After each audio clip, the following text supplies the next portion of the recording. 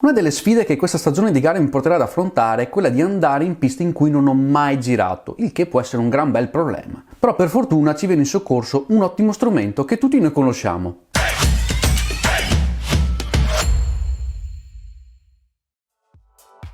Ciao, sono Max e benvenuti sul mio canale dedicato al mondo del karting rental. Qui troverete racing vlog, un board delle migliori piste rental d'Italia e video proprio come questo. In descrizione troverete non solo i miei social e il mio media kit scaricabile per eventuali collaborazioni, ma d'ora in poi anche il link allo store Zamp Helmet su cui potete sfruttare il codice sconto VARO10 per avere il 10% di sconto su tutti i vostri acquisti. E prossimamente anche lo store online. Come detto all'inizio, quest'anno dovrò affrontare molte piste a me sconosciute, come per esempio il Pordenone Kart Indoor, la pista verde a Casale d'Attivole e Pomposa. Però siamo ancora in una situazione di pandemia per cui gli spostamenti sono molto limitati, per cui in questo video andremo a vedere come imparare una nuova pista senza per forza di cose andare a girare. Per quanto riguarda l'ambito rental abbiamo due armi a nostra disposizione.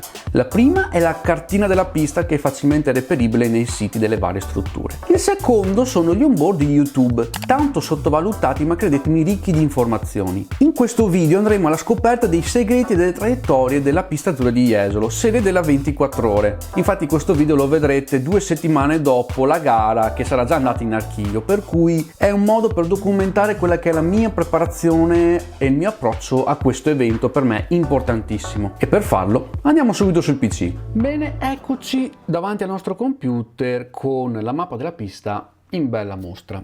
Che lavoro andremo a fare adesso? Questa è la prima parte del processo di apprendimento di una pista. Andremo a scremare quello che è il layout, andando ad identificare quelli che sono i punti critici o punti chiave. Sono quindi tutti quei punti in cui si può fare la differenza sia nel bene che nel male. Chi conosce Jesolo sa bene che la pista si può dividere in 3 sezioni. La prima, che è quella mista che va da curva 1 fino a curva 5 con i 3 tornantini. Poi ci sono i 2 ganci che sono curva 6 e curva 7.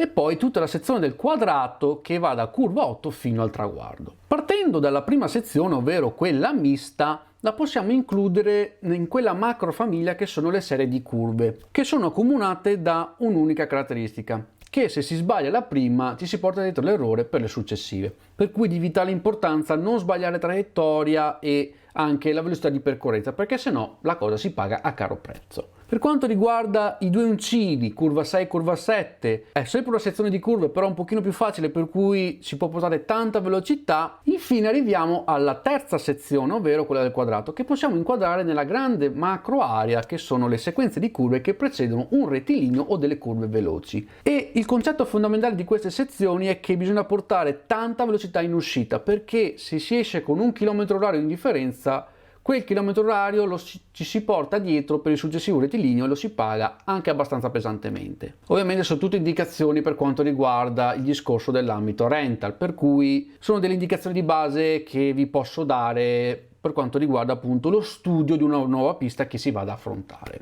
Poi ci sono per esempio anche le sezioni di curve composte da 2 curve a 90 gradi da raccordare in un'unica traiettoria, un po' come curva 2 e curva 3 di Viverone. Se ben ricorderete sono 2 curve a 90 gradi nelle quali bisogna cercare di limitare quello che è il discorso di freno, acceleratore, freno per non andare a scomporre il kart, per cui lì è magari preferibile entrare molto più veloci, frenare una volta sola e poi accelerare una volta sola per cercare di scomporre il meno possibile il kart. Fatta l'analisi per quanto riguarda la cartina, è giunto il momento di vedere l'onboard video. Bene, eccoci col nostro onboard. Ho preso un video del buon Nick del Public Racing Team, che ringrazio, ve lo lascerò in alto nelle schede, quando è andato a girare a Jesolo qualche anno fa in occasione appunto di un'altra gara del KCM Misanino, per cui credo che il metodo di paragone sia quello più giusto. Ho preso il best lap che come vedete sopra qui è di 1:01.6, il che è un buon andare vedendo comunque indicativamente i tempi che si fanno a Jesolo con questa tipologia di kart, per cui avviamo la riproduzione. Qui abbiamo le ultime 2 curve, destra e sinistra da fare full gas, rettilineo del traguardo ed inizia il nostro giro. Curva 1 da fare full gas E adesso arriva il concetto fondamentale sul quale si basa la visione dell'onboard, ovvero quello di capire i punti di riferimento per le frenate, o comunque anche di verificare quelle che sono le traiettorie, per cui vi consiglio sempre di andare a spulciare qualcuno di bravo che magari pubblica i suoi video su YouTube, per cui di materiale per tutte le piste impossibili immaginabili ce n'è abbastanza. Andiamo avanti. Andiamo a vedere il punto di riferimento per la staccata. In questo caso l'inizio di questa linea nera qui sul cordolo che ci indica quando andare a frenare per effettuare nella maniera migliore possibile curva 2, che come abbiamo detto prima è abbastanza ostica perché è l'inizio di una sezione di curve, per cui se si sbaglia questa curva, tanti cari saluti, ci si porta l'errore dietro per le successive. Per cui andiamo subito a vedere avanti con la riproduzione, bello pulito, sfrutta tutta la pista per portare velocità, perché con i rental bisogna fare così, bisogna sfruttare tutta la velocità di percorrenza curva, bella uscita, curva 4 ancora in uscita bene, e qui diciamo bisogna trovare subito la quadra della traiettoria, perché se si è troppo larghi secondo me si fa un po' troppa strada. Quindi qui ho analizzato un pochino la piantina, si può andare a sfruttare 3/4 pista, metà pista per andare a impostare correttamente curva 5, questa da fare full gas, e andare ad individuare un altro punto di riferimento per la staccata di curva 6. Io per esempio ho preso l'inizio di questa intersezione che vedete qui per quanto riguarda questo pezzo di pista di asfalto, per cui si va a frenare lì, si va a impostare la curva, la si fa in percorrenza, portare tanta velocità per poi andare a impostare la successiva curva 7. Ancora qua molto in percorrenza, eccoci qui all'inizio del quadrato. Curva 8 da fare ritardata, perché se la si fa troppo larga, quindi percorrenza normale come si farebbe normalmente, come in teoria la traiettoria chiama, si rischia di arrivare troppo lunghi e arrivare impiccati alla successiva curva 9. Per cui secondo me è meglio stare quanto più ritardati possibile con la corda, andare a fare di percorrenza tutta cucita al cordolo la successiva curva a sinistra, qui andare a stare tra centropista e 3/4 per uscire quanto più dritto possibile per impostare la curva contro curva a destra, curva da fare in percorrenza bella attaccato, e qui analizzando un pochino la traiettoria mi sono detto secondo me è meglio stare ancora più a destra, perché poi c'è una curva a sinistra molto veloce con un successivo richiamo a destra. Secondo me una buona cosa da fare è quella di andare a tagliare dritto per dritto la curva a sinistra, per cui qui non andare a disegnare la traiettoria ma uscire proprio dritto per sfruttare tutto l'allungo del motore, e secondo me qualche chilometro orario lo si guadagna facendo così.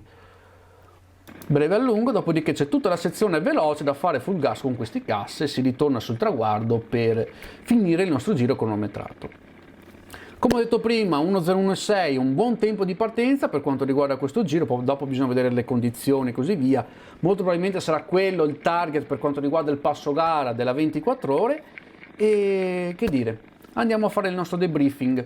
Ah, e un'altra cosa che si può fare volendo è quella del track walk reso celebre dalla Formula 1. Però bisogna tenere in considerazione una cosa: vale la pena farlo se avete già visto l'onboard camera e avete bene in mente i punti di riferimento, perché il track walk vi serve per andare a verificare con mano appunto l'esistenza di questi punti di riferimento, dove sono messi, per trovarne altri.